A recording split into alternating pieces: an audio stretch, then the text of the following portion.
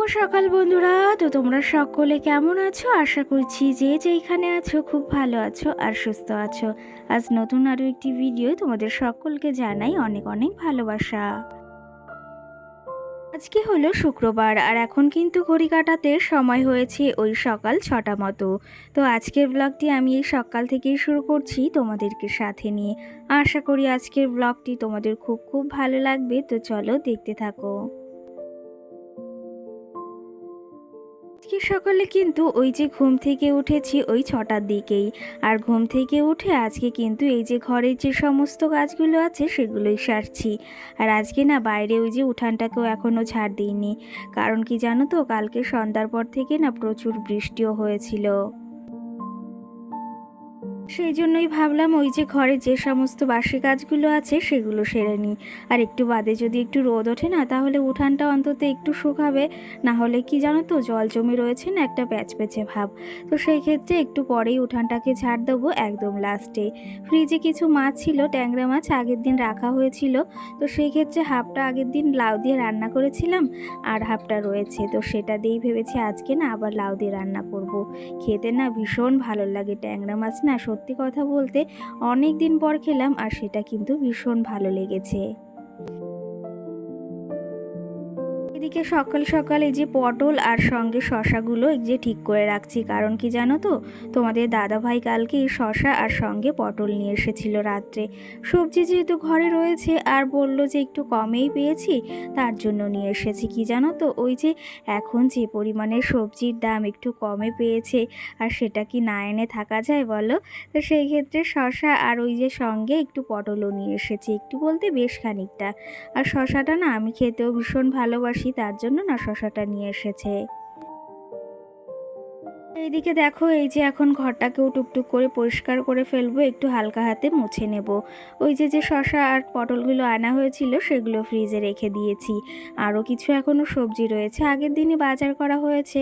আরও কিছু বলতে অনেক সবজি রয়েছে।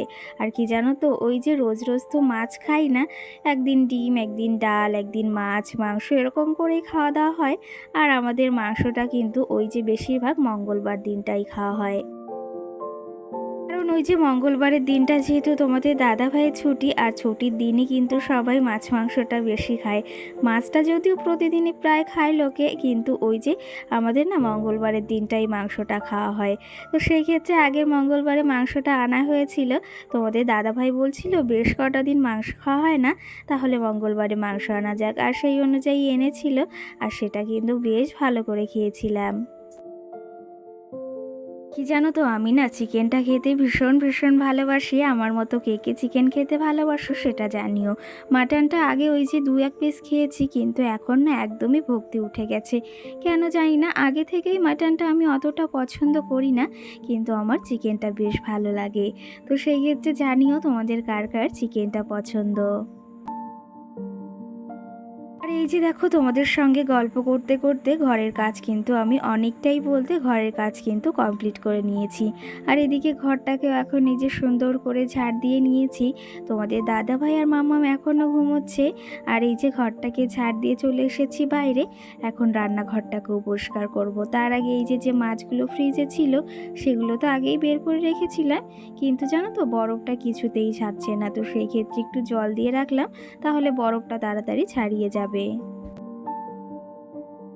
এই যে বললাম রান্নাঘরে চলে এসেছি। রান্নাঘরে এখন এই যে গ্যাসটাকে সুন্দর করে মুছে নিলাম, আর এই যে গ্যাসের সামনেটাও একটু মুছে নিচ্ছি। কি জানো তো, এইখানে ওই যে একটু তেল ছিটে তো হয়, আর ভেবেছি না খুব তাড়াতাড়ি রান্নাঘরটাকে একটু ভালোভাবে গুছিয়ে পরিষ্কার করব।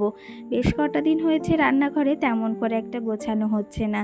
ওই যে যেরকম গোছানো রয়েছে তার উপর দিয়ে টুকটুক করে একটু মোছা হয়। এখন যেহেতু বর্ষাকাল, কি জানো তো, একটু বেশ ভালো রোদ উঠলে না তাহলে কাজ করতে বেশ ভালো লাগে। কিন্তু ওই যে কি জানো তো, বর্ষা তো হয়েই যাচ্ছে, এই হচ্ছে আবার এই রোদ হচ্ছে। তো সেই ক্ষেত্রে ভালো করে একদিন রোদ না হলে না রান্নাঘরের কাজগুলো করতে পারছি না। ভাবলাম এই তাকটা একটু ধুলো পড়েছে, সেগুলো একটু পরিষ্কার করে নিই। আর কি জানো তো, এই রান্নাঘরটা অনেকটাই ছোট, কিন্তু তার ভেতর সাজিয়ে গুছিয়ে সুন্দর করে পরিপাটি করে রাখার চেষ্টা করি। যতটুকু ওই যে আমি পারি ততটুকু কিন্তু। জানো তো সকাল সকাল ঘুম থেকে উঠে না এই যে সমস্ত কাজগুলো সেরে নিচ্ছি, আর এরপরে তোমাদের দাদা ভাই আবার মোবাইলটা নিয়ে যাবে, তখন আর ভিডিওটাও করতে পারবো না, কারণ ওই যে ভিডিওটা আপলোডও দিতে হবে। আর ওই যে ফোনটা নিয়ে গেলে তো আর ভিডিও করা সম্ভব নয়, কিছুই দেখাতে পারবো না। তার জন্য ভাবলাম সকাল সকাল উঠে যে সমস্ত কাজগুলো করি সেগুলো তোমাদের সঙ্গে শেয়ার করি, তোমরাও দেখতে পাবে। আর না হলে ওই যে সারাদিনে আর কিছুই শেয়ার করা হবে না। তার জন্য সকাল সকাল উঠে দেখো সমস্ত কাজ সেরে নিয়েছি, আর এদিকে রান্নাঘরের এই তাকটাও সুন্দর করে গুছিয়ে নিয়েছি। চলো তবে এদিকে এই যে রান্নাঘরটা কিন্তু অনেকটাই মোছামুছি করে নিয়েছি, আর এখন টেবিলটাকে একটু পরিষ্কার করে নিচ্ছি। তো চলো তবে আজকেও তোমাদের আরও কিছু কমেন্টের রিপ্লাই দেওয়ার আছে। কি জানো তো, কমেন্টগুলো অনেক জমে রয়েছে, সেগুলো রিপ্লাই দেওয়া হচ্ছে না। তো চলো তবে এদিকে রান্নাঘরটাও পরিষ্কার, আর তোমাদের কিছু কমেন্টের এখন রিপ্লাই দেওয়া যাক।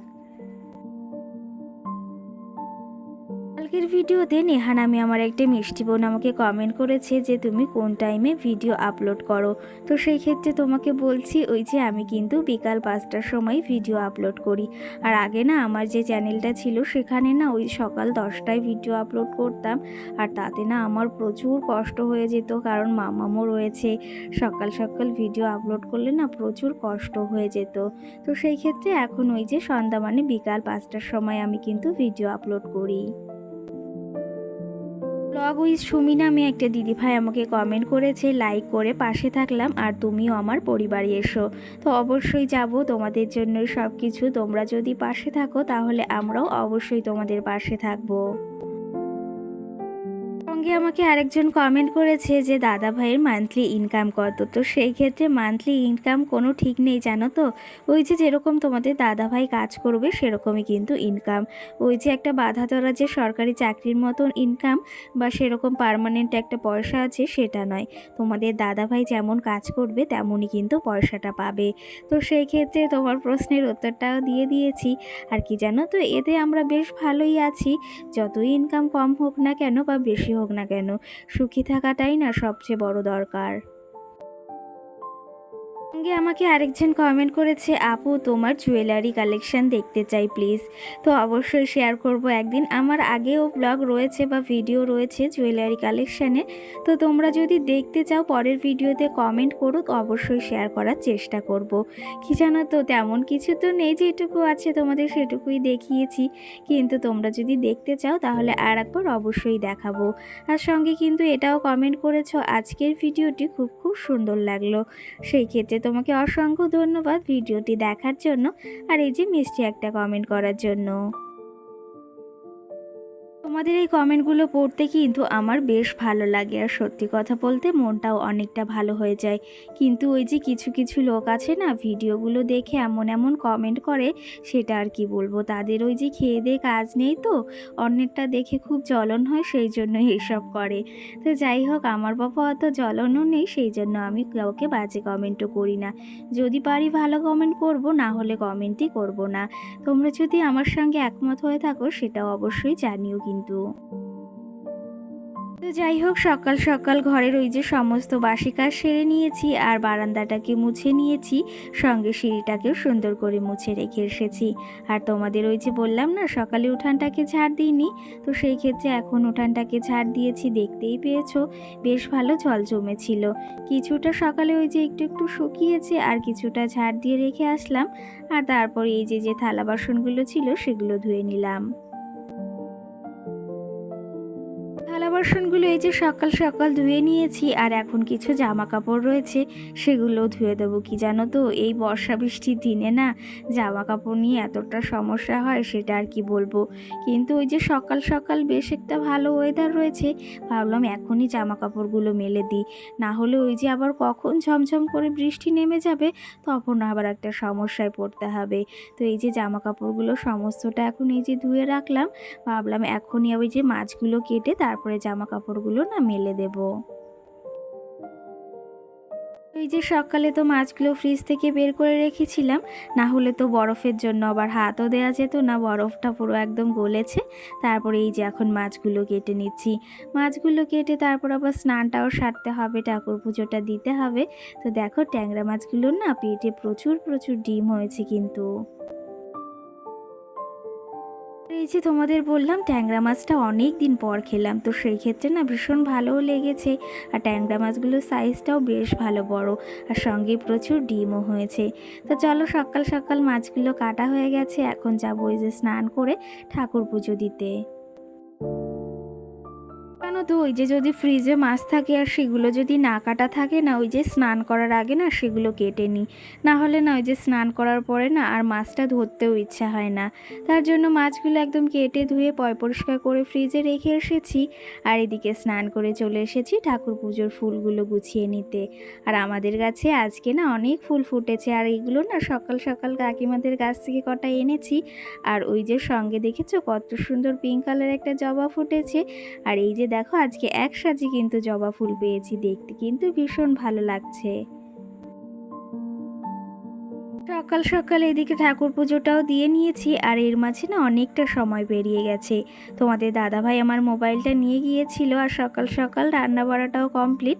রান্না বাড়াটা বলতে তরকারি টরকারি রান্না করেছি যে সমস্ত রান্নার থাকে, আর সঙ্গে না ভাত ছিল বেশ খানিকটা। তো সেই ভাতগুলোই তোমাদের দাদাভাইকে দিয়েছি, আরও কিছু রয়েছে সেগুলো অন্তত ভেবেছি এখন খেয়ে নেব। তারপরে ওই যে দুপুরে আর কটা ভাত বসিয়ে দেবো। আর ওই যে কালকের ভাত রয়েছে, শুধু শুধু কেন নষ্ট করব বলো, সেগুলো অন্তত খেয়ে নিলে ওই যে একবেলা চালটা অন্তত বেঁচে যাবে। আর কি জানো তো, সংসারের মায়ায় এমন জড়িয়ে পড়েছি যে এখন বাসি ভাত বা বাসি রুটি হলেও সেটা কিন্তু অমৃতের মতো লাগে। এটা সত্যি কি না বলো, তোমাদের সঙ্গে তো অবশ্যই হয়ে থাকে, এটা তো আমার সঙ্গে হয়েই থাকে। শুধু শুধু ভাতগুলো কেন নষ্ট করব বলো, সেগুলো যদি একবেলা খাওয়া যায় তাহলে কিন্তু অনেকটাই চাল বেঁচে যায়। সঙ্গে কালকের ওই যে দুধ ছিল, তো সেটা দিয়ে সকাল সকাল একটু মুড়ি দেওয়া খেয়ে নিলাম। আর সঙ্গে একটু পরে ভেবেছি ভাত খেয়ে তারপরে আবার দুপুরে রান্নাটা বসাবো। মিমিরা, আমরা খুব ভালো আছি। আমি এখন সকালের খাবার খাবো। আমার পাপা আমার জন্য মাছ এনেছে, আমি এখন মাছ দিয়ে ভাত খাবো। তোমরা সবাই এসো। টাটা সকালকে, তাড়াতাড়ি আসো বলো।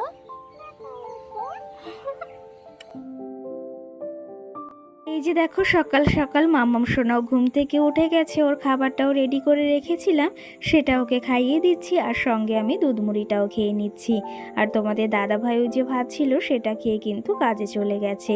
তো চলো তবে আজকেও তোমাদের আরও কিছু কমেন্টের রিপ্লাই দেওয়ার আছে, সব কমেন্টের রিপ্লাই কিন্তু আমি আগে দিতে পারিনি, সেগুলো এখন দেবো।